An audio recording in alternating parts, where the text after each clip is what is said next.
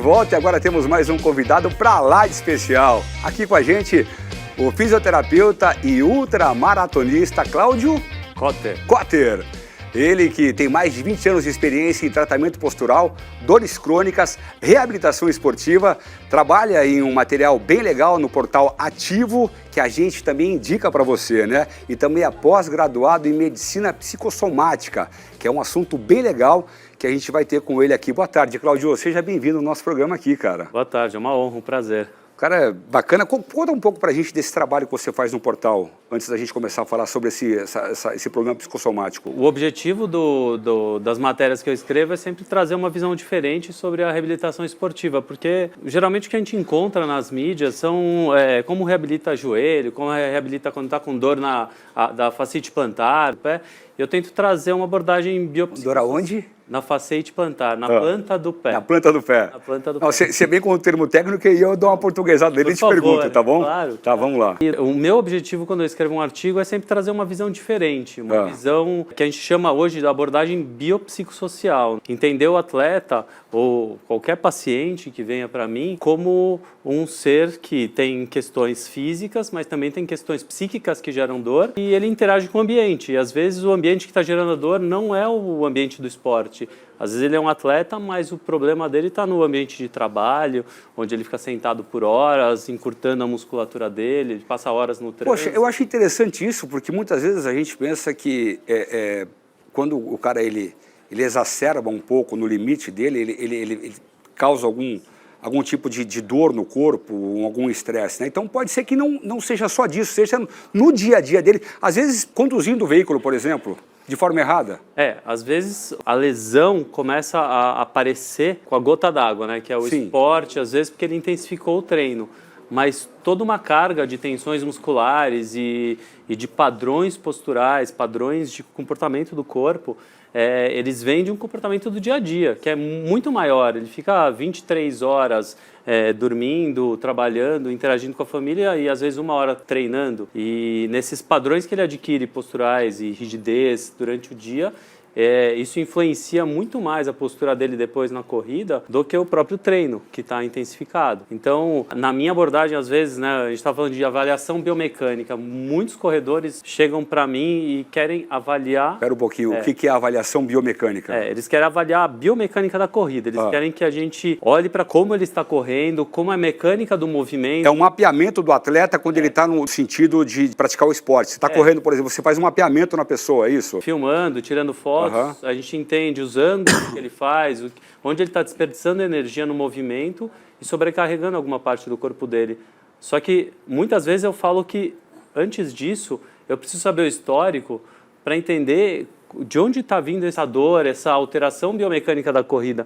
Muitas vezes por alterações que ele vai adquirindo durante o dia, porque ele fica 12 horas na frente do computador sentado, acumulando rigidez, não se movimenta durante o dia. Aí, de repente, ele vai para um treino com aquele corpo rígido e ele vai ter alterações biomecânicas. Só que, se ele tivesse se movimentado mais durante o dia, feito um treino de mobilidade antes de ir para a corrida, e isso por dias, por anos, ele talvez não teria esses erros biomecânicos na corrida. Você sabe que, eu vou até fazer uma pergunta para você, foca bem em mim aqui, Renato, por favor.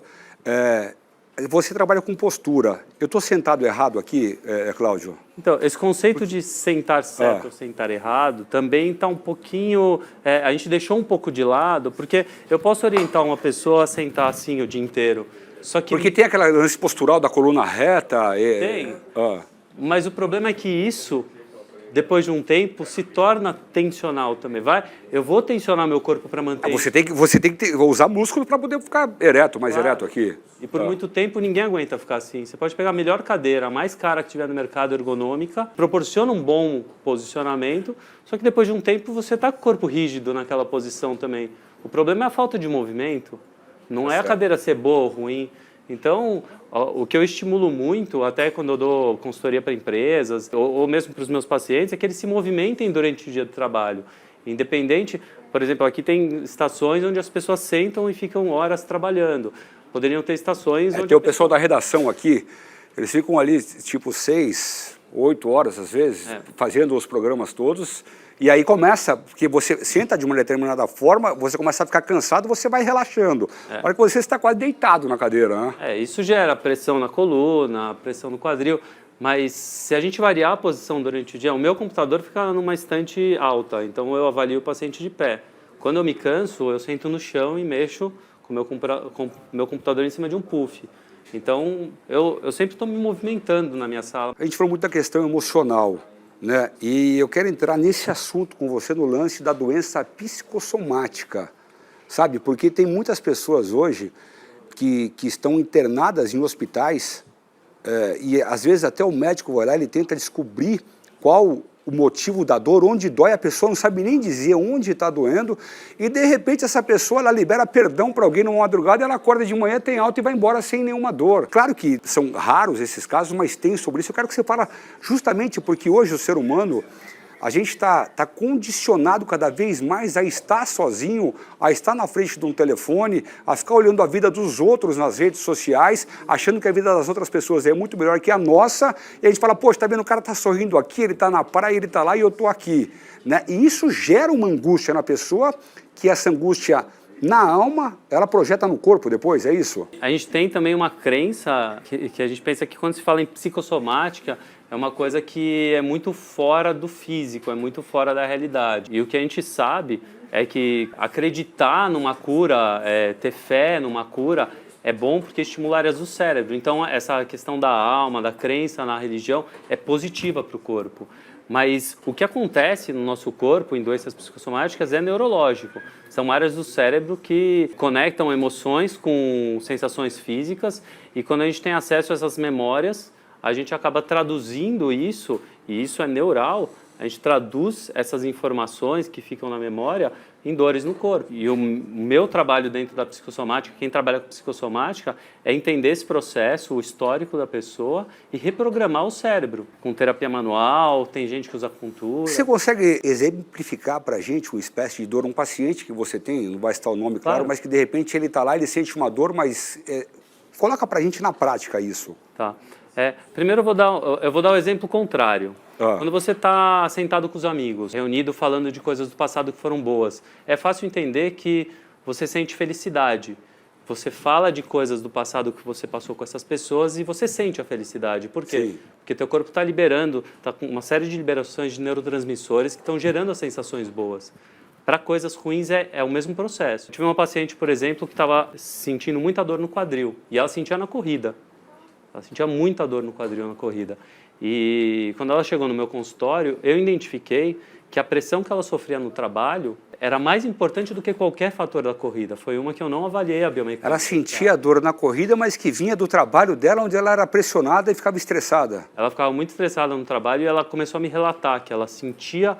A maior parte da dor dela vinha quando o chefe dela falava com ela e ela sentia o quadril doer na hora. Então eu comecei a trabalhar isso em sessão. Ela trazia a imagem dela trabalhando e comecei a trabalhar com terapia manual. Eu não sei se tem explicação essa pergunta que eu vou te fazer agora, mas por que ela sentia na pressão do trabalho, nesse estresse, a dor no quadril? Por que era no quadril e não no joelho? Tem uma resposta para isso, não? Tem. A gente tem áreas do corpo que são mais sensíveis.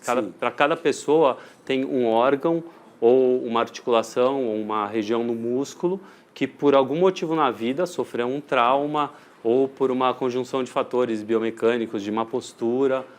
Como é multifatorial, é difícil você falar de um caso muito aberto. No caso dela, foi uma conjunção de fatores, foi morte de mãe, pressão no trabalho, era uma região que ela já sentia dor antes e agravou nessa fase do trabalho, entendeu? Então, quando a gente começou a tratar, ela teve a melhora muito rápida quando a gente foi por essa questão emocional. Como que é esse tratamento? Então, eu tenho que pedir para a pessoa acessar a memória. E a partir do momento que ela acessa a memória, ela sente piorar a dor.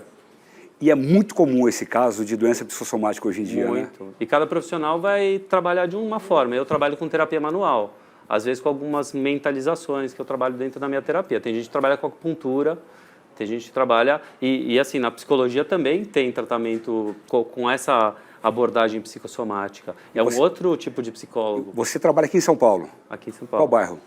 Aqui no Jardins. Você tem Instagram? Tenho. Qual que é, Cláudio? Meu Instagram é @fisiocorredor. Tá certo. Então tá aí. Gente, Cláudio, você também é ultramaratonista, né? Conta pra gente isso aí.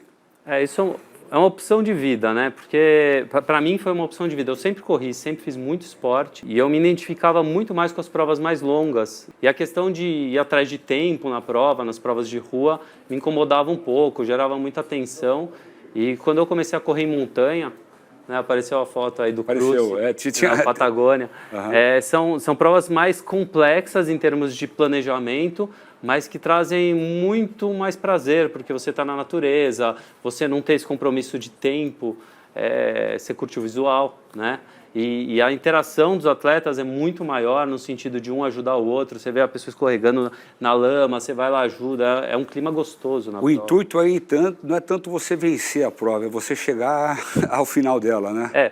Existe, assim, quando você está na prova, toda a filosofia é muito bonita. Quando você está na prova e você percebe que você está conseguindo colocar um ritmo, é lógico que você quer melhorar o tempo na prova. Sim. Mas como as provas são muito diferentes umas das outras, mesmo você pegar duas provas na mesma montanha, não dá para ter parâmetros de tempo, porque desbarranca, abre um buraco novo, então eles mudam o percurso. Você não sabe quanto tempo você vai fazer na prova, então você não fica tão ligado em tempo na prova. É muito gostoso. Né? E na prova de rua não, você sempre sabe que se eu fizer 10 vezes a mesma prova, não vai mudar o percurso, raramente muda algum detalhe no percurso. Então você sabe que se um ano você fez em 1h30 uma meia maratona, no outro ano você quer fazer em 1h28. E já o foco é sempre você tentar, o ser humano, ele vive tentando se superar. Eu acho que a gente sempre está tentando bater os nossos próprios limites, né? E quando você chega num alto grau no esporte também, às vezes para você baixar centésimos, leva anos de treino, né? Assim, é lógico que eu, por muitos anos, fiquei fazendo provas de rua, e era uma coisa que eu gostava e gosto ainda. Mas hoje eu prefiro fazer prova de trilha, de montanha e curtir a natureza e não me preocupar tanto com o tempo, que é uma coisa do atleta achar o que é bom para o corpo dele. Certo. Vamos falar, o nosso programa já está quase terminando, sobre a hipertrofia. Muitas pessoas pensam que para você conseguir aquele massa muscular é só fazendo musculação. É isso mesmo, não? Não, existem muitas alternativas. Eu pessoalmente considero a musculação um tipo de treino muito limitado e pouco específico para o corredor. Quando a gente fala de especificidade, o corredor em nenhum momento faz aqueles movimentos que ele faz na musculação. Então, você fazer um treino diversificado com vários tipos, treinamento funcional, pilates, crossfit, não importa muito, lógico, tomando cuidado com o exagero na carga, mas quanto mais diversificada a movimentação que você faz, é mais benéfico para o seu corpo encontrar ajustes posturais na hora da corrida, principalmente prova de trilha, que precisa de muito ajuste postural. Tá certo. Cláudio, deixa os seus contatos aí para quem quiser te localizar na internet aí, para conhecer um pouco mais do seu trabalho. Então, eu tenho no Instagram, que eu já falei, o